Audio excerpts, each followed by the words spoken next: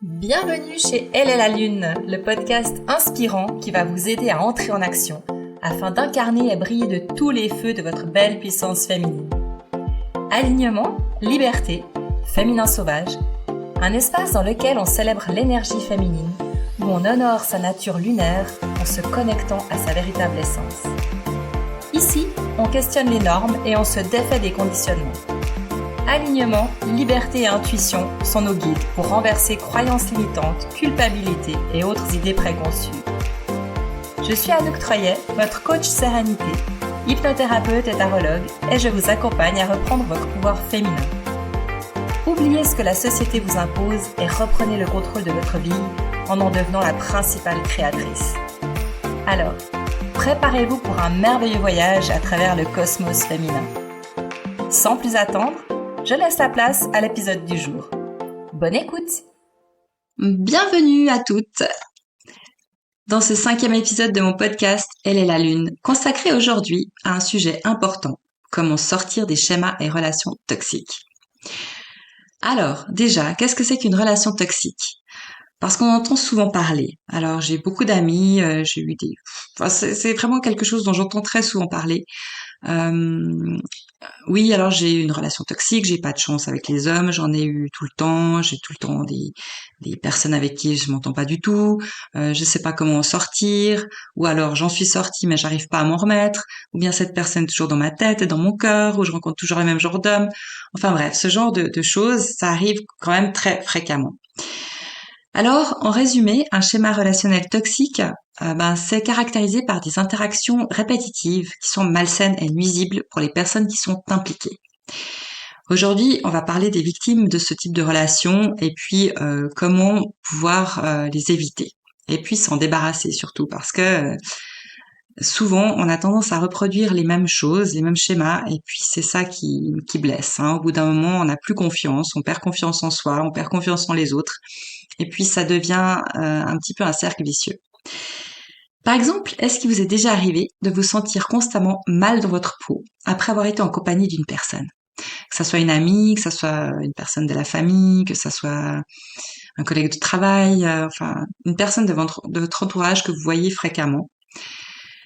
Alors lorsqu'on se rend compte que chaque fois qu'on est en contact avec cette personne, on se sent mal, qu'on est mal à l'aise ou qu'on commence à culpabiliser, mais qu'est-ce que j'ai dit, qu'est-ce que j'ai fait, qu'on se pose des questions, enfin bref, que ça laisse un sentiment un peu de mal-être. Moi j'appelle ça des vampires énergétiques. C'est souvent des personnes qui reportent, qui ont besoin en fait de vampiriser l'énergie des autres. Alors évidemment que c'est inconscient, pour se sentir bien. Donc elles vont vous parler tout le temps de leurs problèmes, elles vont pas vous laisser en placer une, ou alors elles vont vous laisser parler, mais en se disant tiens, qu'est-ce que je vais bien pouvoir répondre à ça, qui ramène tout le temps tout à elle, enfin ce genre de choses. Généralement, on n'a pas tellement envie de revoir ces personnes, et puis quand on les voit, on se dit oh là là, encore elle ou encore lui. Quand on a l'impression qu'on ne peut jamais être soi-même avec cette personne, ça c'est aussi quelque chose, je sais pas si vous l'avez déjà vécu, mais on sait que quand on peut dire ou faire tout ce qu'on veut, cette personne elle va mal le prendre ou se fâcher. En fait, on n'est jamais à la hauteur pour elle. Tout ce qu'on dit, tout ce qu'on fait, c'est toujours contre elle, enfin, ce genre de choses. Ça, c'est des personnes qui se victimisent énormément, et ça aussi, ce sont vraiment des relations toxiques, parce que ça nous apporte rien de bon. Est-ce qu'il ne vous est jamais arrivé, quand vous êtes dans un groupe, ou à table, ou avec des amis ou des connaissances, de voir monsieur ou madame, ça c'est égal, ça arrive que ça soit l'un ou l'autre, qui se permet de faire des remarques désobligeantes sur son compagnon ou sa compagne devant tout le monde. Ou de se moquer d'une attitude, d'un geste, de quelque chose qu'il ou elle dit ou fait. Alors ça, je trouve hyper désagréable pour tout le monde, parce qu'on est mal à l'aise, et puis moi, lorsque j'assiste à ce genre de scène, je peux pas m'empêcher de penser qu'il y a vraiment pas d'amour chez cette personne. Il y a un autre signe aussi qu'on est dans une relation toxique, c'est quand on est constamment sur la défensive ou qu'on se justifie sans arrêt auprès de cette personne. Oui, alors tu vois, j'ai accepté de parler à Martine parce que elle allait vraiment pas bien du tout. Alors tu comprends, je pouvais pas la laisser comme ça. Alors qu'en fait, Martine, c'est votre meilleure amie et puis que vous adorez la voir. mais que votre compagnon ou votre meilleur ami ne la supporte pas. C'est encore pire si vous êtes en couple et puis que vous parlez à un homme et puis que votre compagnon, alors là, il pète un câble, excusez-moi le terme, à chaque fois que vous vous adressez, que vous parlez à un homme ou qu'un homme s'approche de vous. Ça peut être un collègue, hein, par exemple. Tu sais, alors j'ai parlé à Marc aujourd'hui, oui, bien sûr, mais c'est vraiment lui qui est venu vers moi et puis j'ai pas pu faire autrement. Mais en fait, c'est quelqu'un que j'aime pas du tout, tu sais, hein, tu sais ça. C'est toi que j'aime. Ou alors, quand on a l'impression de ne pas être respecté ni écouté par cette personne et qu'on n'ose juste plus s'exprimer parce qu'on a peur d'entendre son retour négatif, des moqueries ou des oui, de toute façon tu sais pas de quoi tu parles, ce genre de choses. Le pire, je pense, là, on commence vraiment à atteindre des moments où on peut vraiment commencer à se poser des questions sur les bienfaits de cette relation. C'est quand on est avec quelqu'un qui se permet de fouiller dans son téléphone ou d'exiger que le téléphone reste allumé à côté de soi pour pouvoir regarder quand il y a un message qui arrive, ou bien qui exige de connaître vos mots de passe sur votre ordinateur, qui se permet d'aller écouter de regarder qui sont vos nouveaux amis sur les réseaux sociaux. Alors contrairement à ce que beaucoup de gens pensent, la jalousie c'est pas du tout un signe d'amour, mais c'est un signe de possession et c'est toujours destructeur parce que ça détruit l'amour qu'on a pour soi-même, ça détruit sa personnalité. On n'ose plus avoir un jardin secret, on n'ose plus rigoler avec qui on veut. Et ça, c'est de la possessivité. Hein. C'est vraiment la personne veut vous contrôler. Et puis de toute façon, quand on en arrive là, c'est jamais pour du bien. Donc ça, c'est un signe qui est très très fort. Il y en a un qui commence vraiment à être encore pire. Là, on est vraiment dans une relation, je dirais, qui devient grave. Et là, il faut vraiment commencer à se poser des questions et à se protéger. C'est quand on a peur de cette personne ou de ses réactions. Par exemple, oh bah tiens, aujourd'hui j'ai vu cette jolie robe, je vais l'acheter et tout ça. Donc vous allez, vous essayez votre robe, elle vous plaît bien, vous arrivez à la caisse, vous la payez, et puis catastrophe. Vous commencez à vous dire bon, là je suis complètement folle, pourvu qu'il tombe pas dessus, je vais la planquer dans un coin de l'armoire, parce que vous savez qu'immanquablement vous allez avoir droit à des remarques telles que oui mais tellement tu dépenses l'argent n'importe comment, puis cette robe de toute façon elle te va pas, et puis de toute façon tu vas pas la mettre avec moi, pour qui est-ce que tu l'as acheté, avec qui tu me trompes, enfin ce genre de choses là. On est vraiment dans une relation qui devient inacceptable et plus que toxique. Et en général ça s'arrête pas là. Donc ces personnes-là, ces hommes-là, on va parler d'hommes et de compagnons, lorsqu'ils vous parlent aussi d'autres femmes pour vous rendre jalouse et vous faire croire qu'il peut vous remplacer quand il le veut, mais que vous, vous êtes juste rien sans lui et que vous avez beaucoup de chance qu'il s'intéresse à vous. Là, on en arrive vraiment à de la manipulation, c'est vraiment destructeur aussi. Donc tous ces signes, ils vous indiquent que vous êtes avec une personne qui est vraiment malsaine pour vous, que vous êtes dans une relation toxique. Et en règle générale, de toute façon, une relation qui ne vous apporte pas de la joie et du plaisir, qui ne vous permet pas d'être vous-même et de vous épanouir, c'est que c'est pas quelque chose de sain. Donc il y a vraiment des questions à se poser et là, on va en arriver justement aux émotions parce que les émotions, elles sont là. C'est un peu notre garde-fou. Les émotions, c'est un peu notre boussole interne.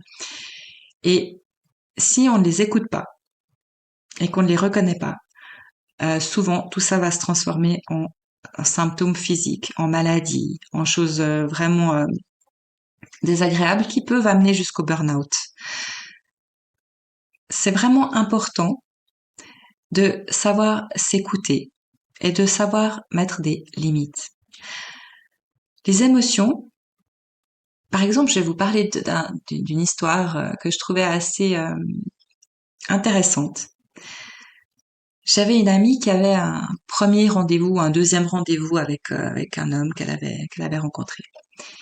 Et puis deuxième rendez-vous, elle me dit ah mais tu te rends compte, c'est pas possible. J'ai rendez-vous avec lui à 4 heures cet après-midi. Et puis voilà, c'est pas du tout le moment, mais j'ai mes règles qui sont arrivées. Et puis moi j'ai souri, puis elle était complètement catastrophée. Puis je lui ai dit mais écoute, c'est peut-être que ton corps il te lance un signal. Si c'est pas le bon moment, c'est peut-être pas le bon moment. Et puis si cette personne-là, elle est vraiment sincère, eh ben, ça va pas poser de problème. Pour moi, c'était évident. Mais elle était vraiment catastrophée.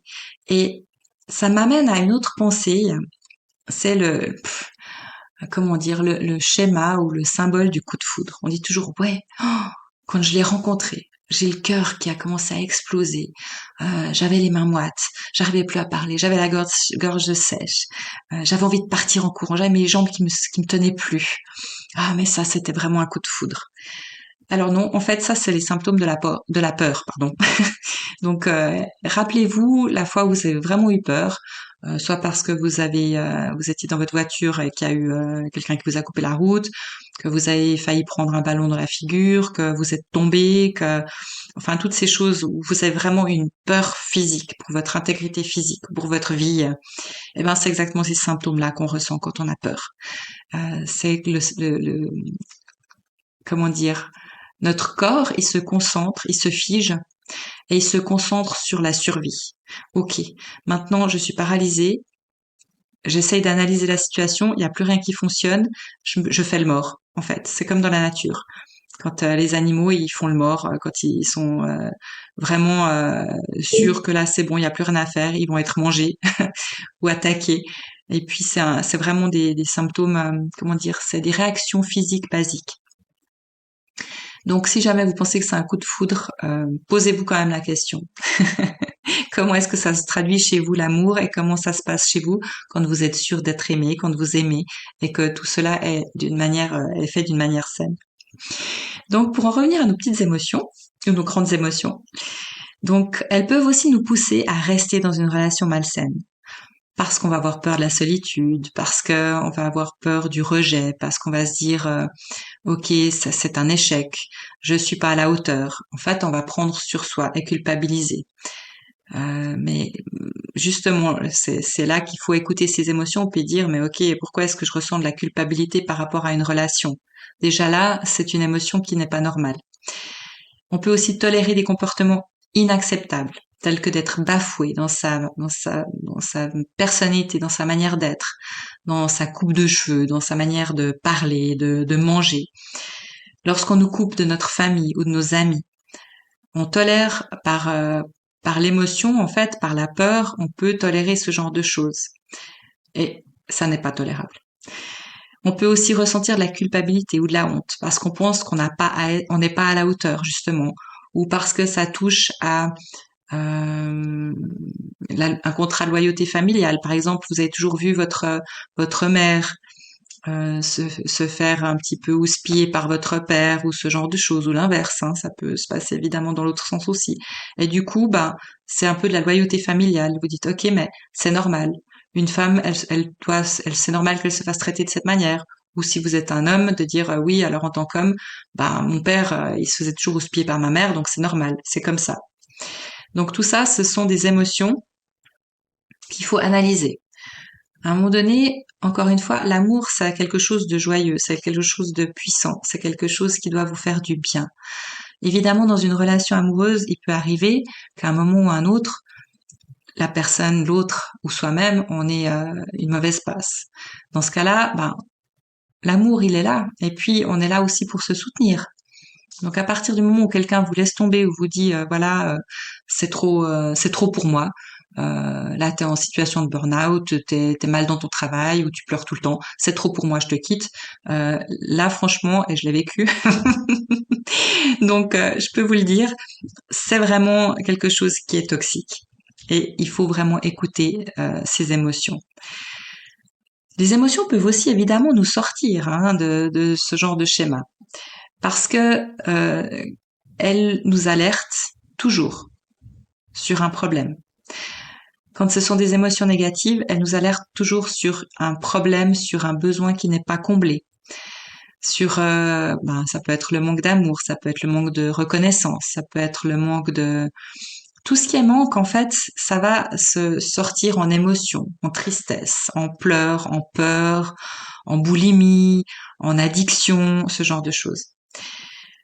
Les émotions, elles peuvent aussi vous donner la force de partir.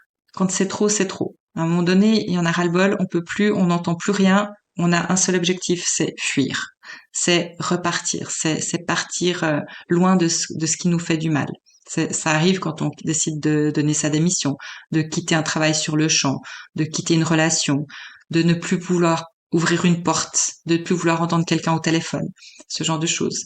Avec la famille, hein, ça peut arriver aussi avec les parents, avec la mère, avec le père, frères et sœurs, enfin, une personne qui est beaucoup trop envahissante et qui passe son temps à vous pomper votre air et votre énergie.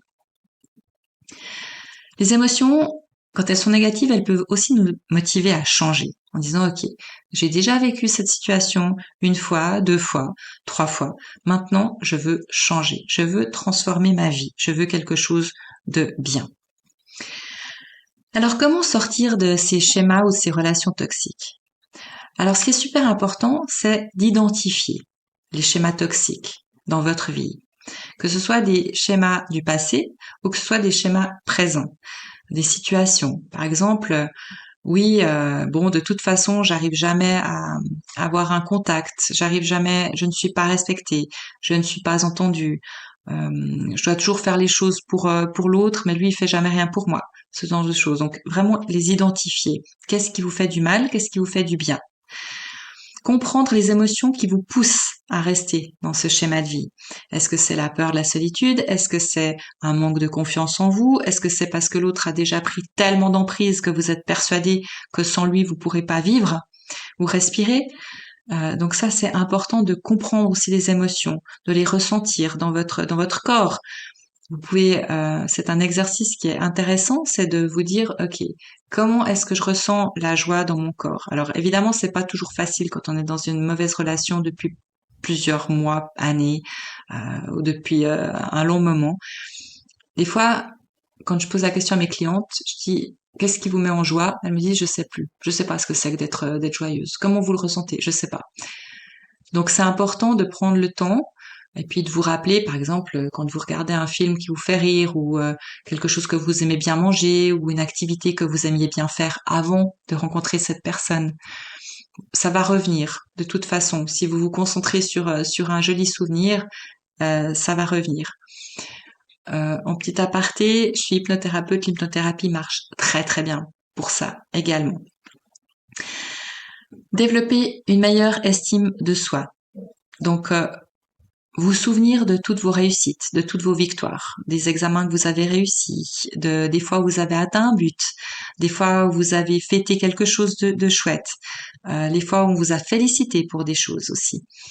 Se souvenir, ça c'est important. Et ça permet de justement développer une meilleure estime de soi en se disant, ok, avant, j'étais capable de tout ça. Avant, j'étais reconnue. Avant, j'étais heureuse. Je savais ce qui me faisait du bien. Aujourd'hui, c'est plus le cas. Ok. Ça veut dire que je suis dans une relation toxique, mais que j'ai eu de l'estime pour moi. Donc, ça, c'est extérieur à moi et c'est vraiment quelque chose qui m'a été...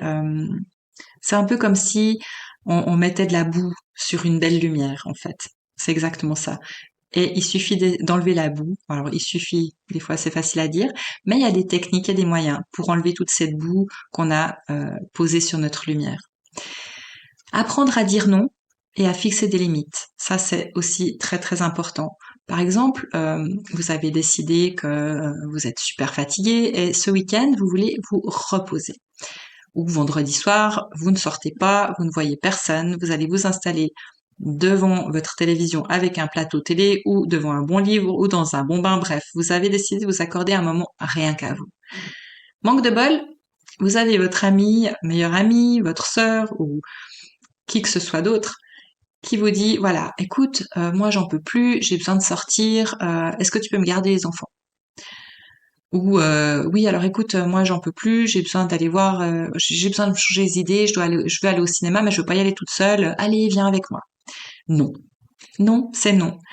À un moment donné ou à un autre, si vous ne prenez pas soin de vous, de toute façon, c'est pas les autres qui vont le faire. Et si vous ne savez pas dire non, c'est pas les autres qui vont le faire à votre place non plus, surtout quand ils ont besoin de vous.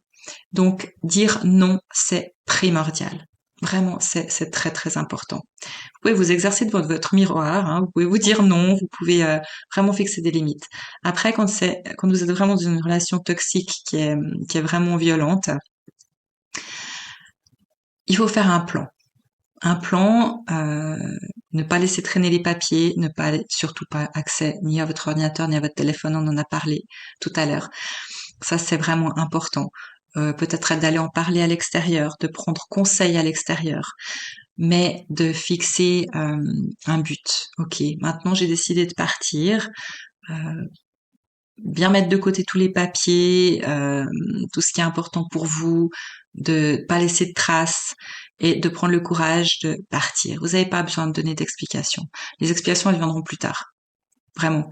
Mais se mettre à l'abri, ça c'est primordial. Ou alors d'aller voir des personnes qui peuvent vous aider, que ça soit aller porter plainte, que ça soit prendre un conseil, que ça soit aller voir une thérapeute ou un centre d'aide. Enfin, il y a vraiment plein de choses. Ça se fait aussi par téléphone.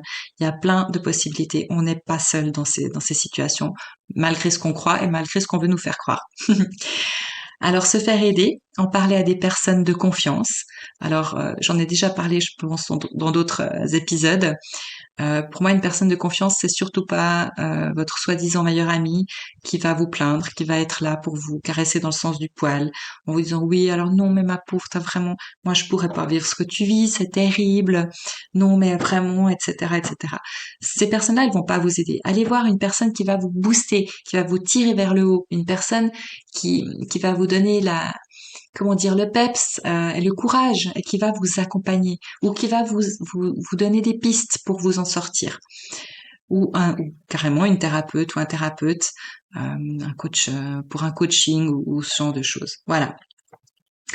Alors sortir des schémas toxiques, c'est un processus qui prend du temps, mais en prenant soin de vos émotions, en les reconnaissant et en demandant de l'aide si c'est nécessaire, on peut vraiment se libérer de ces schémas et vivre une vie vraiment en harmonie avec soi, avec nos valeurs, avec notre intimité et puis avec notre féminité. Donc moi, j'ai 2 questions que vous pouvez vous poser. Si vous vous posez vraiment la question, est-ce que je suis ou est-ce que j'ai été dans ce schéma? C'est quelles sont les émotions qui vous ont poussé à rester dans ce schéma? Est-ce que c'est la peur de l'avenir? Est-ce que c'est la peur de la solitude? Est-ce que c'est la peur du rejet? Est-ce que c'est une blessure que vous avez rencontrée parce que vous avez peut-être été abandonné? Un abandon, ça peut être bien sûr les parents, mais ça peut être aussi une trahison, quelqu'un qui vous a trompé, ce genre de choses. Et la deuxième question, c'est qu'est-ce que vous avez fait pour sortir de ce schéma?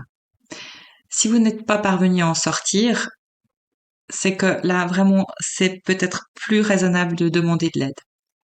Ça veut dire que peut-être vous êtes déjà trop embourbé, l'autre a pris trop de pouvoir et trop de pouvoir simplement sur vous, et que vous êtes dans une attitude de peur et que vous n'êtes pas bien dans votre peau, en fait. Comme on l'a dit tout à l'heure, la confiance en soi, on peut la retrouver. Et puis, c'est super important parce qu'une fois qu'on a confiance en soi, il n'y a plus personne qui peut nous atteindre. Voilà. Alors, n'hésitez pas à partager vos commentaires et puis vos questions sur mon site web, donc www.j'aidemandealalune.ch ou par mail à anouk@j'aidemandealalune.com. Je vous remercie d'avoir été avec moi aujourd'hui. Et si ce podcast vous a touché ou si vous pensez qu'il pourrait aider quelqu'un dans votre entourage, alors n'hésitez surtout pas à le partager. Et nous, on se retrouve très bientôt pour un nouvel épisode où on continuera à explorer ensemble les chemins vers une vie plus équilibrée et heureuse. Prenez soin de vous d'ici là et rappelez-vous, la première personne qui mérite votre amour et votre attention, c'est vous-même. À bientôt.